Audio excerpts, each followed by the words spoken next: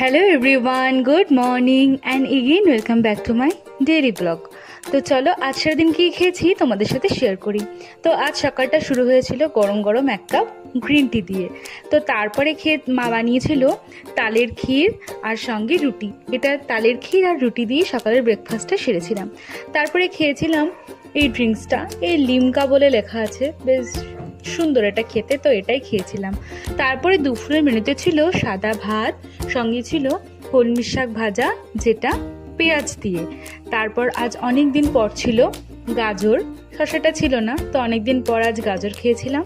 তার সঙ্গে ছিল বাটা মাছের ঝোল, যেটা বেগুন আর আলু ছিল না, শুধু বেগুন দিয়েছিল।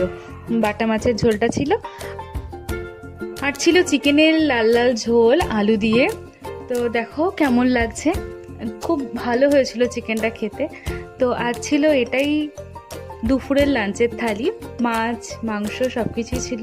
তো আজকে কেমন লাগলো অবশ্যই ভিডিওটা কমেন্টে জানিও, আর ভালো লাগলে একটা লাইক করে দিও।